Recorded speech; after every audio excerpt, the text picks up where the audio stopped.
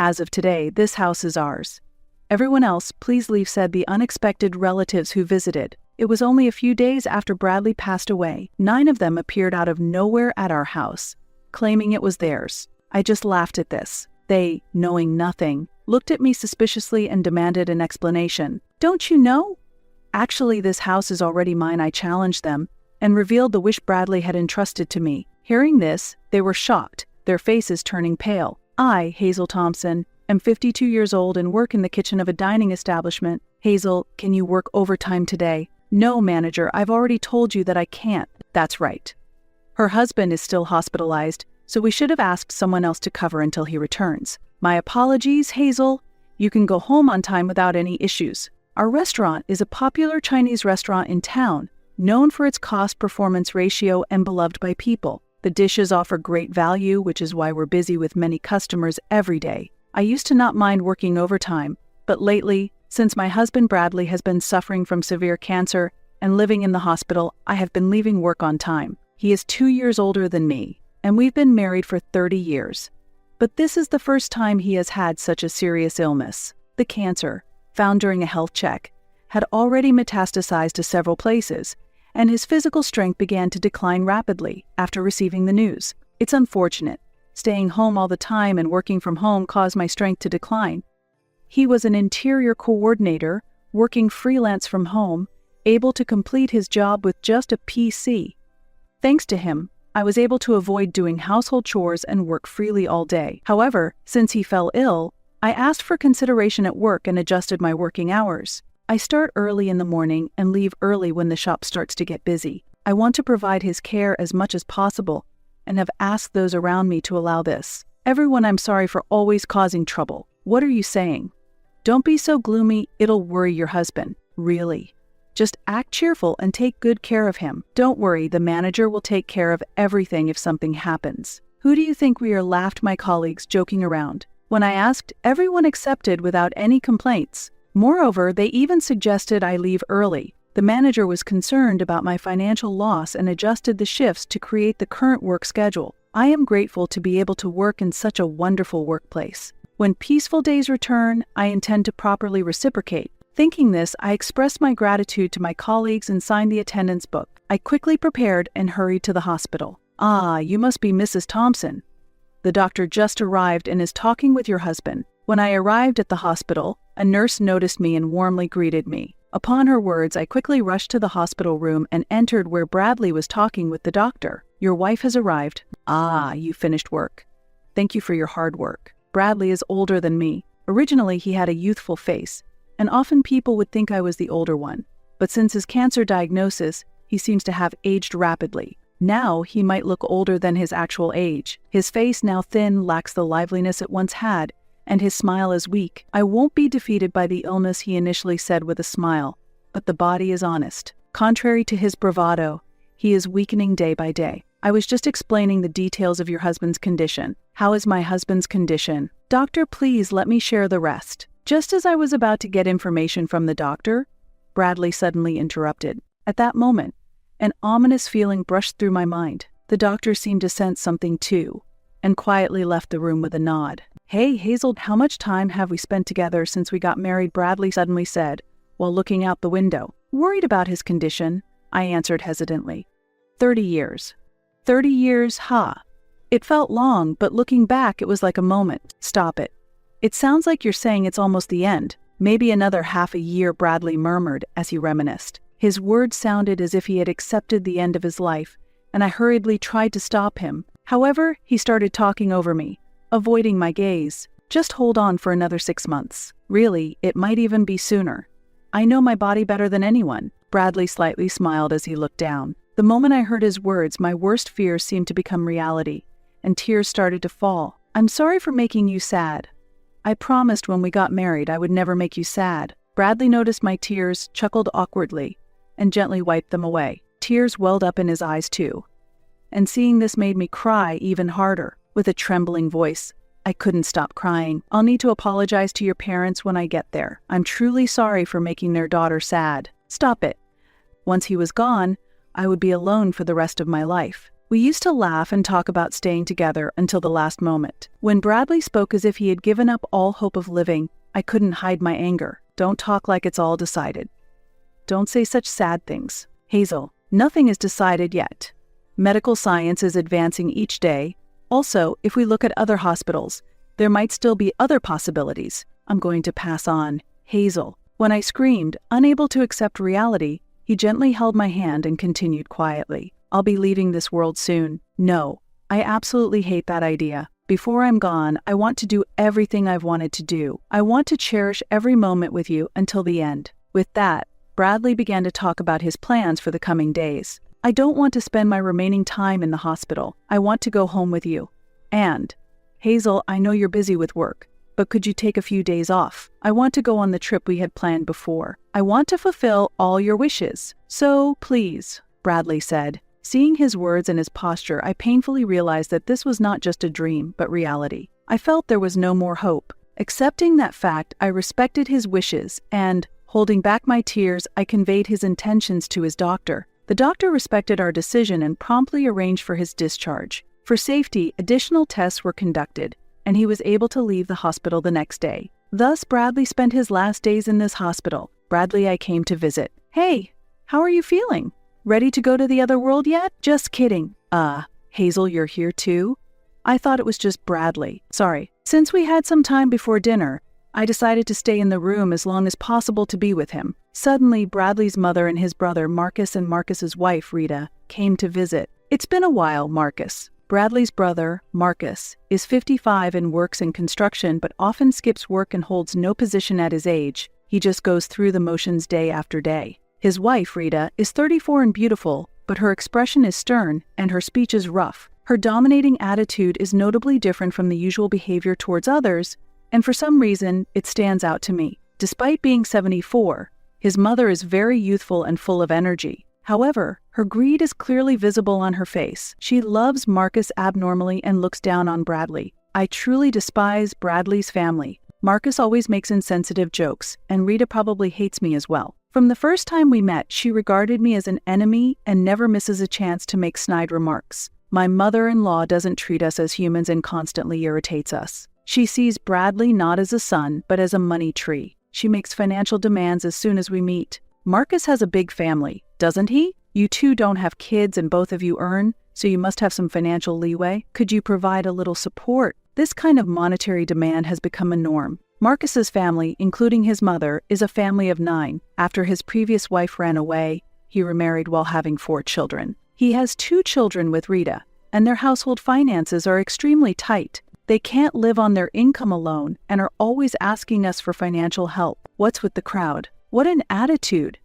Isn't it cold to treat your own mother like this? Bradley, take better care of your mom. She's been very lonely since your father died. In fact, his mother's odd behavior started after the death of her husband. He was a strict and rational person. When he was alive, she did not act the way she does now. The entire family was united and spent time together harmoniously. But after his death, it was as if all restraints were lifted, and she changed completely. Previously, Bradley's father would encourage her to be considerate towards us, but now it seems she has no reason to accept me. She started talking about money all the time with Bradley. Marcus had previously run away with another woman, and during that time he was disowned by his own father. After my father-in-law's death, the disownment was lifted, and he returned home with his new wife, Rita. This town supports child rearing, but raising 6 children requires considerable economic strength, which is challenging. Bradley was always dumbfounded by their unrealistic ideas. This month is financially tough again. Could you give us a little support? What? Please stop. Bradley is already struggling so much. What are you thinking? Please be quiet. This is a family matter. That's right. Furious at my in-law's irrational behavior, I couldn't help but yell. However, Marcus easily dismissed it. Next to him, Rita laughed mockingly, waving her hand as if shooing away a dog. Sorry, but we really can't afford to give you any money. Oh, that's troublesome. I thought you would figure something out. That's why I came all this way. Ah, what a useless son. My mother-in-law muttered under her breath, grumbling, I'm reaching my limit with these 3's unreasonable behavior. So what's the specific situation? How is the cancer progressing and what about the prospects for discharge? Clearly, she was not concerned. Given her greedy nature, she probably had some selfish plans in mind. He has 6 months to live. He's planning to be discharged tomorrow and spend his last days at home. Is that so? The moment they heard these words, their eyes lit up. Far from being shocked, their faces were filled with joy, which was unbelievable. Their unpleasant demeanor made me feel nauseous. Then we'll come to pick him up by car when he's discharged. He can't walk back, can he? There's no need for that. While Bradley responded calmly, his mother and the others spoke excitedly. Unable to bear the scene any longer, I forcefully ejected them from the hospital room. "What are you doing?" they yelled. "Please go home. I will handle the discharge preparations myself, and your presence is not needed. I never want to see you all again." "What are you saying?" As my in-laws tried to argue, I quickly dismissed them, slammed the door shut, and locked it. I immediately explained the situation to the hospital staff and had the nurses prohibit visits from anyone but myself to ensure my in-laws couldn't contact Bradley. "I'm sorry, Hazel. I've caused you trouble. Why don't you stand up to them? They ridicule you and use you." I pressed him, my anger rising. Why should such undeserving people live at ease while someone like Bradley must suffer? It might seem irrational, but I felt I couldn't bear it unless I lashed out at someone. I still loved Bradley deeply and didn't want to accept that he would be gone. I didn't want to confront them and burden myself. So I was glad you spoke up clearly. "Hazel, that's why I have a request for you." "A request?" Bradley then entrusted me with a significant task that was so unexpected, I couldn't hide my surprise on the spot. Yet he was utterly serious. With a grave expression, he emphasized, "Please, this is my first and last request." "Understood." I promised to fulfill it. After that exchange, I took custody of a specific item from Bradley and went home for the day. The next day, before my in-laws arrived, I quickly helped Bradley to get discharged from the hospital. We returned home, but there was a lingering fear that his family might soon show up. Determined to protect Bradley from them, I decided to slightly alter his wish. Eventually, instead of staying at our home,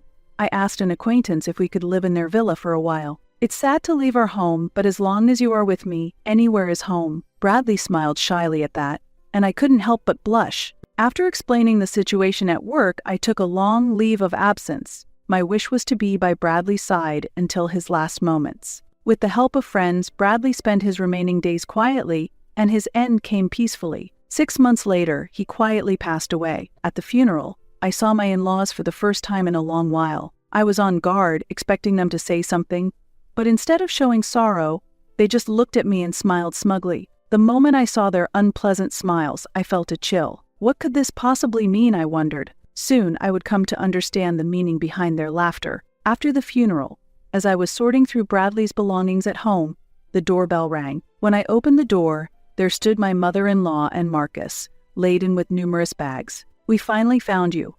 Heard from the neighbors that you came back." "What are those bags for?" I asked. As she tried to enter the house while complaining, I stood firmly in the doorway, blocking their entry. Then, Marcus glared at me annoyingly. "Stop blocking the way. Move aside." "I won't move."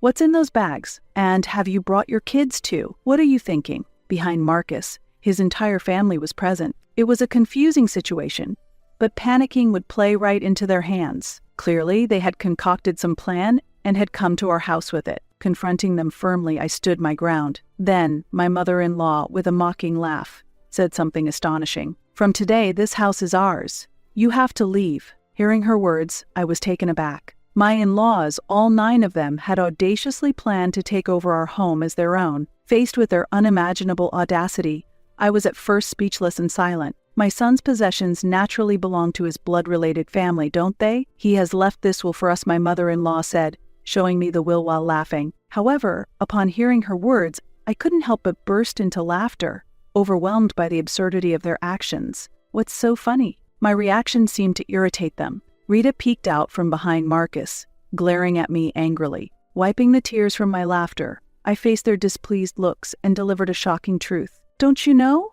Actually, this house is already mine." "What?" said my mother-in-law. "What?" echoed Marcus. My statement left them baffled and dumbfounded. Their clueless expressions brought another wave of laughter from me. But composing myself, I went to fetch some important documents from another room to deliver even more astonishing news. "As you can see, I am now officially the owner of this house." Bradley had already transferred the ownership to me while he was still alive. "What are you talking about?" my mother-in-law exclaimed, her eyes wide with surprise. She hastily snatched the documents from me and examined them closely with Marcus. "It's true, it's been changed to her name. they murmured in shock. The document was official and the ownership was indisputably mine. As my claim was clearly proven true, Marcus and Rita raised their voices in protest. "What are you talking about? How come Bradley doesn't own the house anymore?" Unfazed by their shouts, I calmly continued. "He wanted to change the ownership to me before his discharge. He thought it would be more useful for the future if he transferred it to my name while he was still alive." At this point, my mother-in-law interrupted, thrusting her copy of the will at me. "This can't be. Look, here is a will he wrote." The document she showed was indeed written in Bradley's handwriting, but there were no seals or signatures on it. It was merely a document and did not function as a legal will, which they seemed not to understand. Their ignorance only left me exasperated, and I sighed deeply. However, no matter how much I explained, they were unlikely to accept the truth. Anticipating the next developments, I asked them to wait a bit and called a lawyer for legal assistance. "I appreciate your help. I apologize, but his family has come over concerning the will. Could you possibly come over urgently? Thank you." As I suddenly started making the call, Marcus stared at me suspiciously, wondering, "Whom are you contacting?" I offered no detailed explanation to him, but urged him to come inside first. I seated my mother-in-law and Marcus in the living room, and told the children they could play freely in the bedroom. Soon, the house's chime rang, and I went to the entrance to greet the visitor. I then escorted the person I was speaking with on the phone into the living room. I apologized for the delay. As the suited man entered the room, Marcus and the others immediately became more cautious. They glared at him with hostility. "I'm sorry for the inconvenience. This is Mr. Russell, the lawyer who has been helping us with Bradley's matters." "Russell? I called you because my mother-in-law brought a will." A lawyer, upon learning Russell's identity, my mother-in-law exclaimed in astonishment. "I got acquainted to him through a friend of the owner of the villa we were renting, and he had been briefed on the matter. Although he was young at 30 years old, causing Bradley and I to feel uneasy initially. He was reputed among his friends for his quick thinking and especially strong handling of family disputes. After a face-to-face meeting, we trusted him completely. Bradley and I had explained the entire situation regarding the inheritance and family troubles to Russell, and formally hired him as our lawyer. My in-laws seemed completely unaware that Bradley had hired a lawyer. They looked astounded, as if they had not been informed at all. Marcus and the others were also wide-eyed and at a loss for words. "Allow me to reintroduce myself. I am Russell. I am here at Bradley's request. I will be recording this conversation as legal evidence." Unlike Marcus, who dressed flamboyantly, Russell had a simple appearance with black, short-cut hair and clean, straightforward glasses. My mother-in-law seemed to forget why she came to the house as she was taken by Russell's presence. Russell greeted politely, prompting them to reflexively accept his business card. Seeing his business card and lawyer badge, my mother-in-law straightened her posture upon realizing he was a legitimate lawyer. Marcus and Rita also straightened up, showing tense expressions. Afterward, Russell and I sat on the sofa, facing my in-laws to start the conversation. Russell expertly operated the voice recorder, and the discussion began. "May I take a look at the will you have brought?" Russell asked in a composed tone. Perhaps feeling somewhat intimidated by his question, my mother-in-law's hand trembled slightly as she handed over the will. She was probably worried about not being able to secure the inheritance without someone like a lawyer to back her up. It's difficult to maneuver words cunningly against an experienced lawyer. She seemed concerned that the proceedings might turn unfavorable for them. Regardless, Russell calmly read through the will. After finishing, he looked at me and nodded slightly. "Thank you.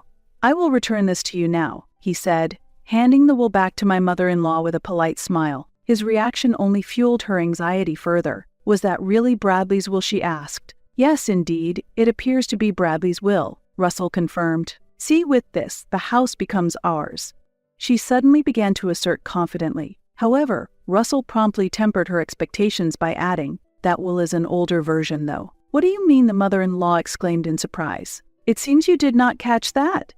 "Indeed, the will presented is Bradley's, but the date is old. The will that is officially recognized as valid is this more recent one," Russell clarified.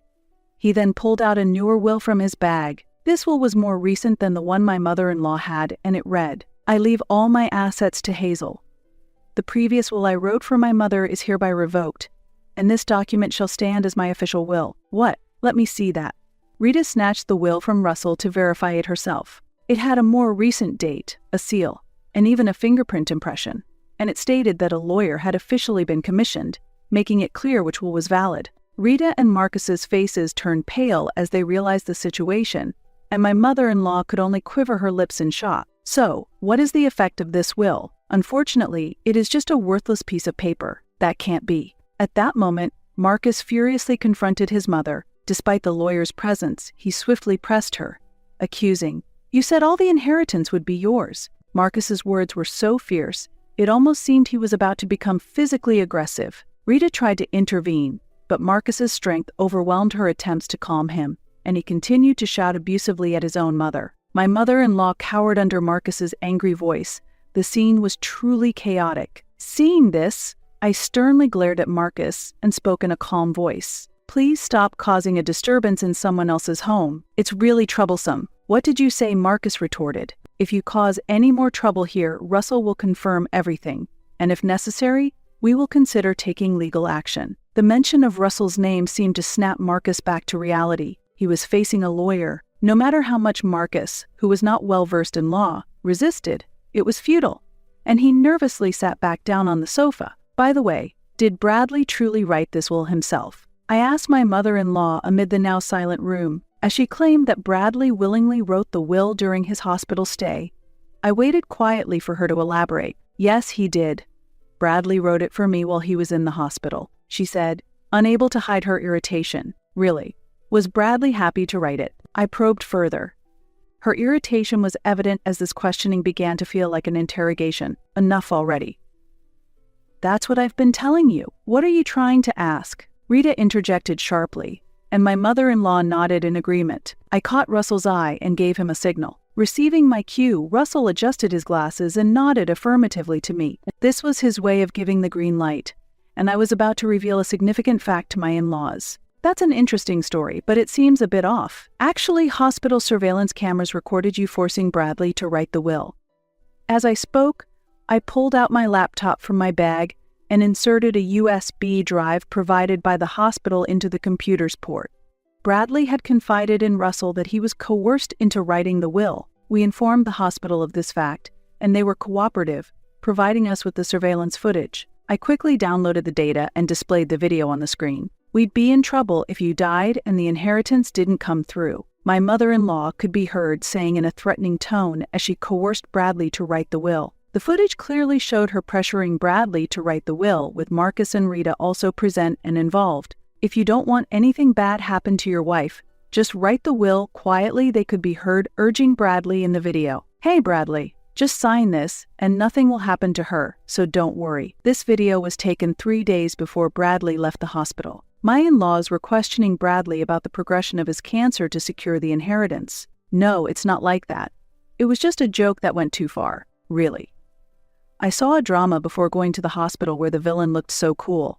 I just imitated it without thinking. I didn't mean it seriously, please forgive us." As the situation turned against them, they hastily began to make excuses. Their words only fueled my anger further, and I sighed at their unsightly demeanor. If you had admitted it honestly, it would have been one thing, but trying to hide it clearly shows intent. "Russell, can we apply charges of extortion based on this?" "Absolutely, the statements provide sufficient evidence." He smiled broadly as he picked up the voice recorder. Marcus and Rita, realizing they had forgotten about the voice recorder, showed their astonishment. "That means, including compensation for the victim, we will be filing for damages against all of you." "This can't be true."